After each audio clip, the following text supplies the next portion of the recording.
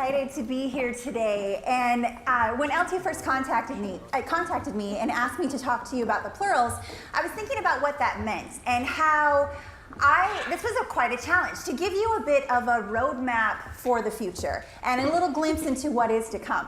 And if you're at all like my clients, you don't just want a roadmap, you want turn-by-turn navigation into how to get to your final destination.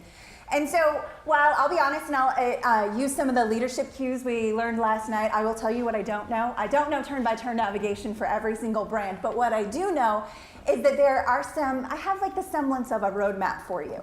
And that roadmap actually starts with some generational understanding. We have our baby boomers and we have our Gen Xers who are your primary consumers right now, and actually most of you are employees. And then we have those darn millennials that are kind of a pain in everyone's side. We love to make fun of them. I can do it because I am one. And that's all part of the world that you're looking at. But let's look beyond them. And because I think actually the world beyond them is going to feel like a breath of fresh air for luxury brands. And that is members of the pluralist generation, or plurals. So the oldest plural is turning 16 this year. So they'll be 17 next year. The last millennial turns 18 and graduates from college next year. So they'll all be adults, which means the entire youth population will be comprised of plurals. And you can see right now they're about 72 million in size, so they will have the potential, they will rival millennials in size. So they definitely will be a generation that will have a large impact, just like millennials. But for you to start planning and for this to actually be a roadmap, you need to know a little bit about them. So first, you need to have an understanding of what their world is. And the country, America right now is shifting, and therefore the world is shifting, but I'll focus on mainly just in the States.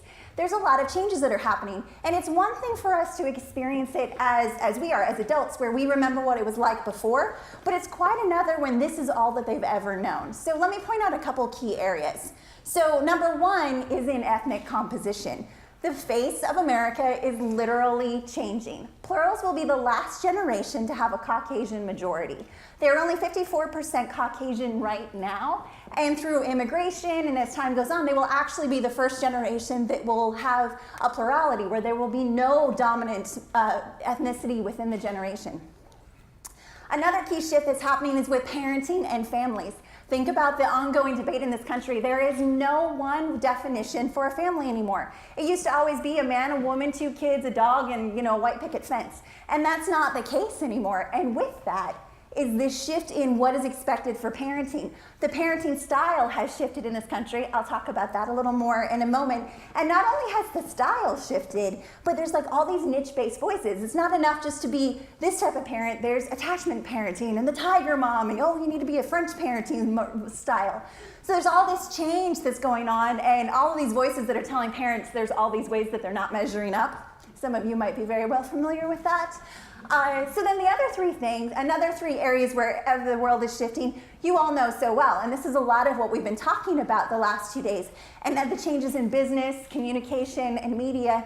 I really liked when Scott and Jamie were talking about last night in the change in the stores. And I'll be a little bit more bold than them, but part of the big shift we see in businesses is the increasing obsolescence of the anchor store, right? Think about how that's changed.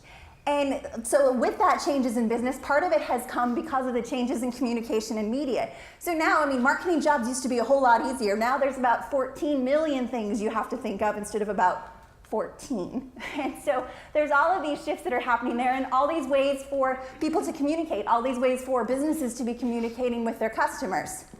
And then the 3 other key areas are the shifts that are happening in politics, education, and religion. We're no longer really just a 2-party system in America. We have there were more people registered as independent in last year's election than we've ever had before.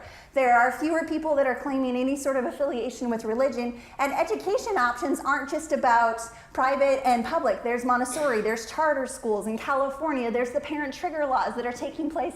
It's starting to in other states where parents are trying to take the control of the schools into their own hands.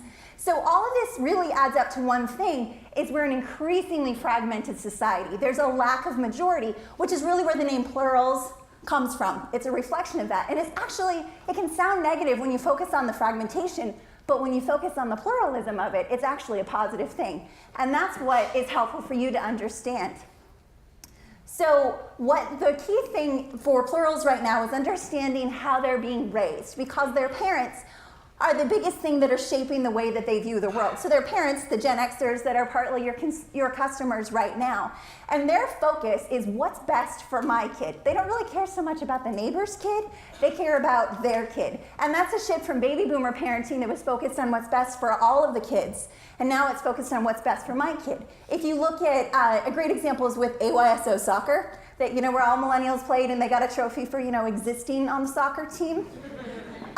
There's a shift now, and while sure there's still plenty of extra parents taking their plural kids to AYSO soccer, but there's a big rise in the club sport teams where the focus is on the individual, the focus is on winning, the focus is a more real life experience. And so what's happening is these kids are being raised by very pragmatic parents, which is starting to create this very independent, this very creative sense within the kids.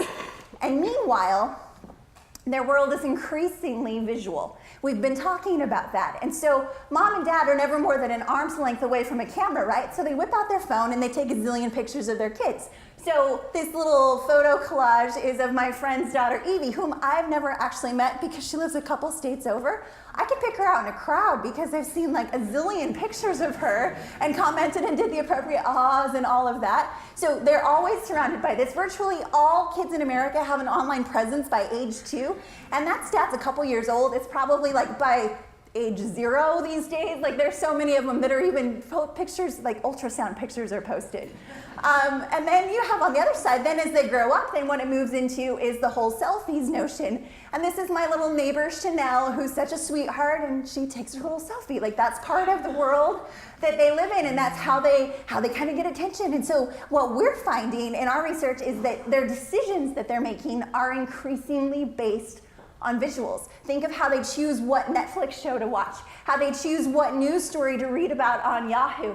And actually, when they want to learn something, they go to YouTube so they can watch it. It's still a very, very visual experience. And so what that is it's creating a challenge for these kids right now. So if you think about when you were growing up, you always want to kind of figure out how to stand out, how to find your way. Well, now think about how you stand out in this world where basically everyone is already unique because no one looks alike. Like everyone comes from a different home circumstance. It's so like there's so much uniqueness. It's almost like sameness. And so how do they stand out? And not only that, how do you stand out in this world of ultra brevity, like ultra short form? You have to stand out in a 6-second video on Vine, on a picture that's gonna garner likes from all of your friends. And so what it leads to is this necessity where they need ingenuity. They have to be innovative, they have to be clever. And we're talking about 9-year-olds that are worried about this type of thing. And when we hear it in our research, those are the things. We talk to these young girls and they don't just want to be smart, they want to be clever, which has a different connotation and a different thing to be thinking about. And that's part of their world right now. And they're going to need this ingenuity that they're using and they're focusing and they're developing now for the future. Because as America, as we continue to become more fragmented, we will be transitioning into a truly pluralistic society. The definition in the purest sense where there is no dominant ethnic composition. And so they will be the ones that will actually be managing that transition. Right now, the census projects that to be happening in the year 2042. Might speed up a little bit, but regardless, they'll be the ones in rooms like this, thinking about the changes, what that means. And so their role will be building consensus, and they'll be doing it from the ground up. So they'll need that ingenuity that they are already garnering and working on right now. So what does that mean for you as a brand? And so I was thinking about this, and like, what's a little hint for them? What is a roadmap that you can have, particularly for luxury brands? And I think the hint is actually in your pocket, and it's a penny. And if you flip it over and you look on the back, there's an expression on the back of all the pennies. And it's e pluribus unum, which is something that this country was founded on, and it's the notion of out of many, one. And that's exactly what plurals will be doing. Out of many, they're so unique, there's so many of them, they will be coming together as one. They'll be the one that will be managing our change. They'll be the ones who find our way through. And so as you think about this, what it means for you, particularly as luxury brands, I think it's good things. So they're being raised by parents that are telling them to focus on what's best for you, that kind of hints to exclusivity a little bit. They're focusing on ingenuity and what's creative and how do I stand out. That's kind of all along been the thought for the notion of luxury brands. And then they want to be building that consensus from the ground up. So if you can start to figure out how to do that, you can be there as they come together as one. Thank you very much.